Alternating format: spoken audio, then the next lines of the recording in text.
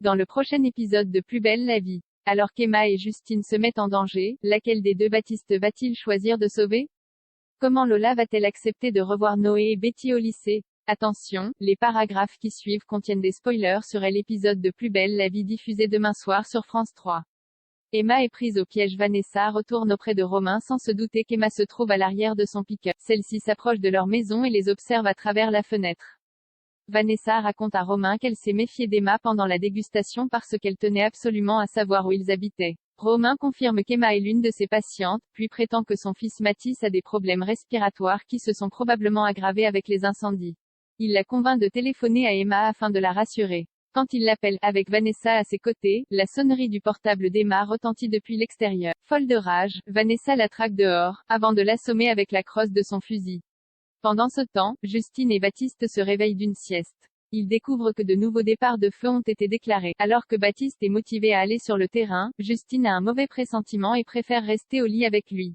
Après l'amour, ils partent ensemble en intervention. Mais sur le chemin, Baptiste reçoit un appel de Gabriel car Mathis réclame son père.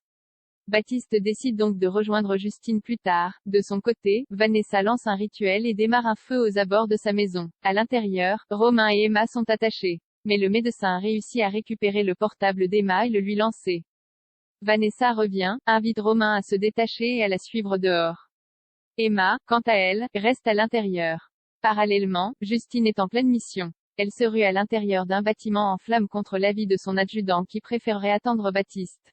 Justine promet de revenir s'il y a le moindre problème. Mais elle se fait avoir et se retrouve évanouie. L'adjudant contacte aussitôt Baptiste pour solliciter son aide et récupérer Justine. Mais avant qu'il parte, Baptiste reçoit également un appel d'Emma. En panique, cette dernière déclare que Vanessa est la pyromane et qu'elle la piège. Emma lui envoie sa position GPS mais le réseau passe mal.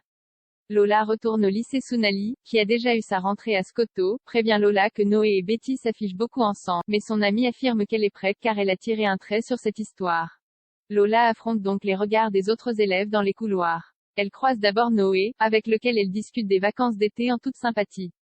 Mais les choses se tendent un peu quand Betty apparaît. Plus tard, les élèves sont priés d'évacuer le lycée en raison d'une alarme incendie. Betty en profite pour entraîner Noé avec elle dans la salle des profs. Mais ils se font prendre, après quoi, les élèves remarquent l'absence de leur professeur des Histoire Géo. Rocha annonce que ce dernier a eu des difficultés à cause des incendies et qu'il va se charger de trouver un remplaçant. Les élèves qui sont au courant de la pénurie de profs n'y croient pas. Mais Rocha a bien quelque